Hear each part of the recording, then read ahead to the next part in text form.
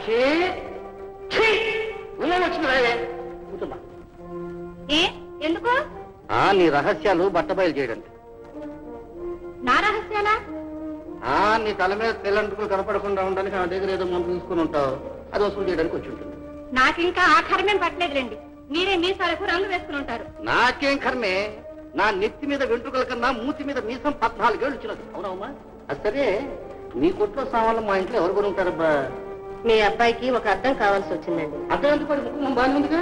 అవునండి, అవి అచ్చం అలాగే కనిపించేలా ఓ మంచి అద్దాన్ని ఎన్నుకున్నారు.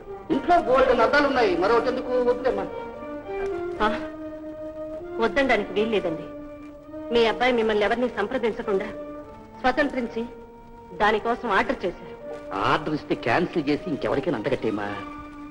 లాభం లేదండి, వేరే ఎవరికి ఇవ్వడానికి వీలు పడదు. చలం సరిక కాదు, మీ అబ్బాయి గనక ఆర్డర్ ఇచ్చలేకపోతే అది ఇంతకంటే గొప్పవారింటికి పోయింది. కానీ ఇప్పుడు దాని మీద మీ అబ్బాయి పేరు చెక్కడం జరిగింది. ఒకరి పేరు చెక్కిన తర్వాత మరొకరికి అంటగట్టడం జరగదు. సరే, ఇప్పుడు వాడు కాదంటే దాన్ని ఏం చేస్తావు? దాన్ని ముక్కలు ముక్కలు చేస్తాను. నాన్న, నేను ఇష్టపడి ఆర్డర్ ఇచ్చాను. ఇస్తావురా? ఇస్తావు. డబ్బులు ఇంట్లో మూలుగుతున్నాయి. పాత సామాన్లు అమ్ముకో నేను బతుకుతున్నాను, నాకు పోటీగా పాత గుడ్లు అమ్ముకొని అది బతుకుతుంది. పోన్లేండి, ఇప్పుడు అవన్నీ ఎందుకు? వాడు ఇష్టపడే ఆర్డర్ ఇస్తారంటున్నాడుగా, తీసుకునివ్వండి. నెలదరికి ముందు వచ్చాడే, ఆ సామాన్లు ఉండు. పాత చీరలు మారుస్తాం, పాత చీరలు.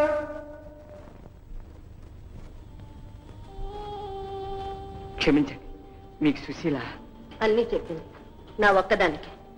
ఏమండి, ప్రమాణం చేసి చెప్తున్నాను, మీ సుశీలకి ఎటువంటి అన్యాయం చేయండి. నాన్నగారితో ఎలా అయినా నచ్చ చెప్పి పెళ్లి చూపులకు వచ్చేటట్టు ఏర్పాటు చేస్తా. మంచిదే. చూడు మోహన్, పెళ్ళయ్యే వరకు ఈ సంగతులు ఎవరికీ తెలియనీకు. అలా తెలిస్తే సుశీల ఆత్మహత్య చేసుకుంటుంది. అవమానంతో మా కుటుంబం అంతా సర్వనాశనం అయిపోతుంది. జాగ్రత్త.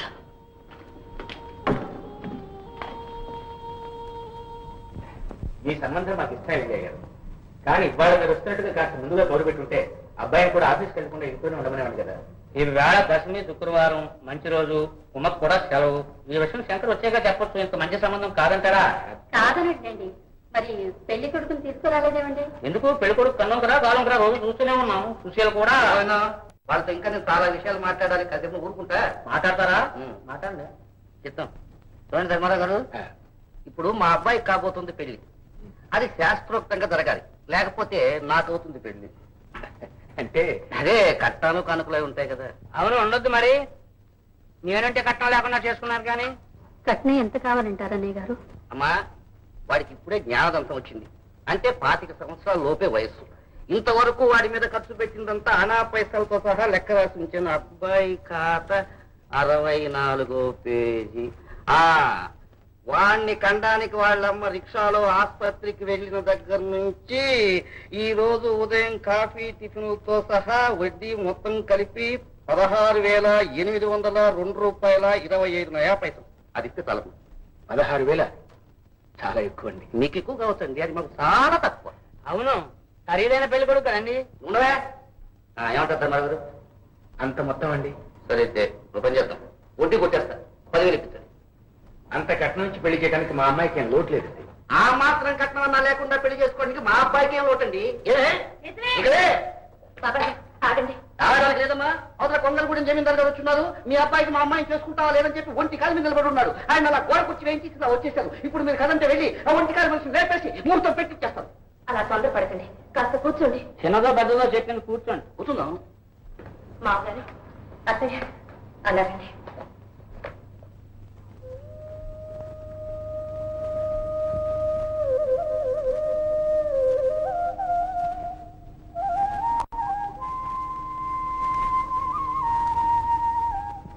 ఏమిటమ్మా? మామగారు, ఈ సంబంధం చాలా మంచిది, ఎలాగైనా సరే ఒప్పుకోండి. సంబంధం మంచిదేనమ్మా, కానీ అంత కట్నం అడుగుతున్నారే మరి? అవునమ్మా, మన సుశీలకి ఏం తక్కువని? వెలిగించిన దీపంలా సులక్షణంగా ఉంది. అవునత్తయ్య, సుశీ వెలిగించిన దీపమే, కానీ వెలగడం ఇప్పుడే మొదలైంది. ఏమిటమ్మా అనేది? అబ్బే ఏం లేదు మామగారు, ఏ వయసులో ముచ్చట్లు ఆ వయసులో జరగాలి. చూడండి, డబ్బు గురించి మీరేం ఆలోచించద్దు. ఆఫీసులో నేను లోన్ తీసుకుంటాను. మీరు వెంటనే సరే అని చెప్పేయండి. అమ్మా. అలాగేనమ్మా, అలాగే.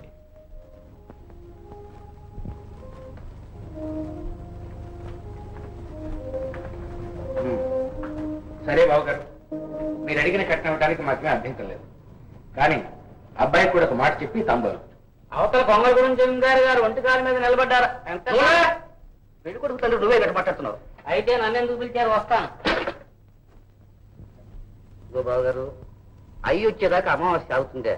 పెళ్లి కొడుకుల గిరాకీ రోజు రోజుకు తారాజులాగా ఆకాశాన్ని అంటుతుంది. మీరు క్షణం ఆలస్యం చేశారంటే ఆ కొంగళగూడెం జమీందారు గారు రేటు పెంచుతారు. నా మాట వినండి. మామగారు సరే అనండి. మీ అబ్బాయికి చెప్పి నేను ఒప్పిస్తాను. అలాగే బాబు గారు, మీ ఇష్ట ప్రకారమే కానివ్వండి.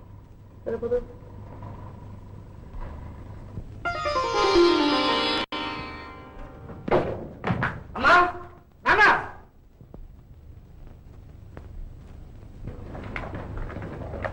ఏమిట్రా నేను అంత చదువుతాను అనుకున్నారా? నా చెల్లెలి పెళ్లి నన్ను అడగకుండా నిర్ణయించారంటే ఇంటూ నాకేమో హక్కులు కనుక ఉద్దేశం. నీకు చెబుదామని అనుకున్నాను రా. ఆహా, ఈ పట్టమనిషి వద్ద అటకాయించిందా? అర్థం లేకుండా మాట్లాడుకు. వాళ్ళు తొందర చేశారా? ఆలస్యం చేస్తే మరొక సంబంధం చూసుకుంటామని పట్టుబట్టారు. మంచి సంబంధం ఎక్కడ చేయి దాటిపోతున్నానని అమ్మాయి ఒప్పుకోమని చెప్పింది. ఓహో, ఆవిడ గారు ఒప్పుకోముందు మీరు ఒప్పేసుకున్నారు. అవునండి, 10,000 తీసుకొచ్చి మీ కాళ్ళ దగ్గర గుమ్మరిస్తానంతగా ఒప్పుకోకేం చెప్తారు? నా దగ్గరే ఉంది. ఆఫ్టర్ ఆల్ 226 రూపాయల జీతగాన్ని. అందుకే నా మాట కాదని దాని మాట పిలువిచ్చారు. ఇవాళ అటు ఇటు తెలుసుకోవాల్సిందే. ఏమిటా తెలవాల్సింది? ఏమిటా? ఒక్కసారి అలా బయటకు వెళ్ళి వినండి. లోకమంతా నన్ను ఎలా పురుగులో చూస్తుందో. దీనికంతటికీ కారణం ఈ మహారాణి. నాకంటే తను ఎక్కువగా సంపాదిస్తుందనే గర్వంతో ఈ ఇంటిని ఏకదాటిగా వెళ్తుంది. ఏమైనా సరే నువ్వు ఈ రోజు నుంచి ఉద్యోగానికి వెళ్ళడానికి వీల్లేదు. ఆ మాట మాత్రం అనకండి. సుశీల పెళ్ళయ్యే వరకైనా నన్ను ఈ ఉద్యోగం చేయనివ్వండి. అది చాలా మంచి సంబంధం అండి. ఆ సంబంధం తప్పిపోకూడదండి, తప్పిపోకూడదు. ఏ అంతలో గొడ్డును బేరానికి పెట్టారే, అదా గొప్ప సంబంధం? కొన్ని రోజులు ఆగితే దీన్ని తలదనే సంబంధం నేనే తీసుకొచ్చేవాడిగా. వీల్లేదండి, వీల్లేదు. ఏ ఎందుకు వీల్లేదు? నిన్న కాదు మన వచ్చిందని నువ్వు, అది నా చెల్లెలు. దాన్ని పెళ్లి చేయవలసిన బాధ్యత నాది కానీ నీది కాదు. ఇవాళ నుంచి నువ్వు ఆ ఉద్యోగం మానేస్తే సరి, లేదా ఆ మాట మాత్రం అనకండి. అలా చేస్తే మన పరువు ప్రతిష్టలు గంగపాలవుతాయండి. ఏ నువ్వు ఇంటికి రాకముందు మేమే ముచ్చట్టుకు బతకలేదే. నీ దయాదాక్షిణ్యాల మీద బతకాల్సిన కర్మ మాకు ఇంకా పట్టలేదు. ముందు నువ్వు ఉద్యోగానికి రాజీనామా చేయి. వద్దండి, వద్దు. నేను ఈ ఉద్యోగం మానేస్తే ఈ పిల్ల జీవితమే నాశనం అయిపోతుంది. ఎందుకు నాశనం అవుతుంది? మాటకేచ్చారు. నాకు తెలుసు, సుశీల పెళ్లి వంకతో ఇంట్లో నీ మాట శిరాక్షణం కావాలని అధికారాలన్నీ నీ చేతిలో పెట్టుకుని అందరినీ కీలు బొమ్మలుగా ఆడించాలని చూస్తున్నావు. చివరకు నీ భర్తను కూడా కాలరాసి పారాలని ఉద్దేశం. లేదండి, లేదు. నాకు అలాంటి ఉద్దేశం కల్లో కూడా లేదండి. మీరు ఆ ఉద్యోగం మానేయమంటే తప్పకుండా మానేస్తాను. కానీ చెప్పలేనండి. ఎలా చెప్పాలో తెలియడం లేదు. చెప్పే శక్తి కూడా నాకు లేదండి. అయితే నువ్వు ఆ ఉద్యోగం మానవు అన్నమాట.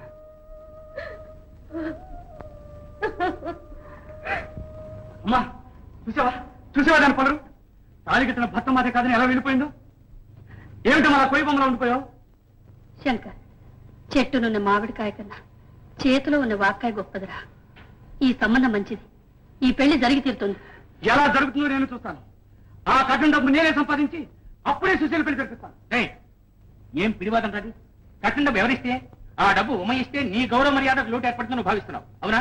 అర్థం పర్థం లేని వాదం రా. అందరూ ఆమోదించిందని కాదని వాదిస్తున్నావు. You are a stupid. There is no point in talking to at all. ఈ ఇంట్లో నాకెంత గౌరవం విలువ ఉన్నాయో ఇప్పుడే అర్థమైంది. అయ్యా, మీరిచ్చిన చల్లని కాసు ఒక్కలో వాడు తీసుకోలేదయ్యా. ఈ ఇంట్లో నేను ఒక చల్లని కాసుని